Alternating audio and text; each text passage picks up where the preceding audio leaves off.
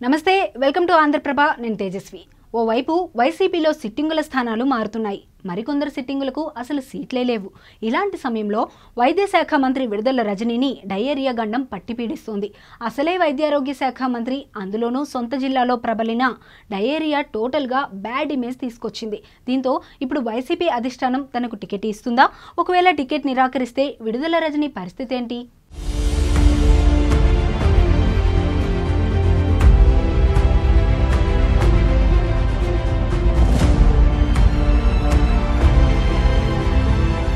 వైద్యారోగ్య శాఖ మంత్రి విడుదల రజనీ గుంటూరులో పోటీ చేయడానికి ఏర్పాట్లు చేసుకుంటున్నారు. అయితే ఏ ముహూర్తాన ఆమె ఏర్పాటు మొదలుపెట్టారో తెలియదు, కానీ అన్ని ఎదురుదెబ్బలే తగులుతున్నాయి.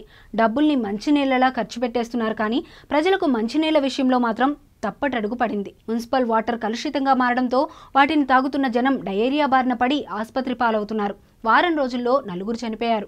ప్రస్తుతం గుంటూరు నగరాన్ని డయేరియా పట్టి పీడిస్తోంది. గుంటూరులో వాటర్ క్యాన్లు కొని తాగేవారు కొద్దిమందే ఉంటారు. ఎక్కువ మంది మున్సిపల్ వాటర్కే ప్రాధాన్యం ఇస్తారు. ఆ మున్సిపల్ వాటర్ వల్ల ఇప్పుడు ప్రాణాలు పోతున్నాయి. పెద్ద ఎత్తున డయేరియా రోగులు ఆసుపత్రుల్లో చేరుతున్నారు. దీనిపై మొదట్లో కొన్ని వివరాలు బయట పెట్టినా తర్వాత మాత్రం ఎవరూ ఎలాంటి ప్రకటనలు చేయడం లేదు. ఓసారి మీడియా సమావేశంలో వైద్యారోగ్య శాఖ మంత్రి విడుదల రజనీ పేదల ప్రాణాలే కదా అన్నట్లుగా మాట్లాడారన్న ఆరోపణలు వచ్చాయి.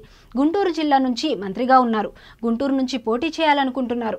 హెల్త్ మినిస్టర్గా ఉన్నారు. ఇలాంటి సమయంలో చురుకుగా పనిచేసి అందరిలోనూ నమ్మకం కలిగించాల్సింది పోయి విడుదల రజనీ భిన్నంగా ప్రవర్తిస్తున్నారు.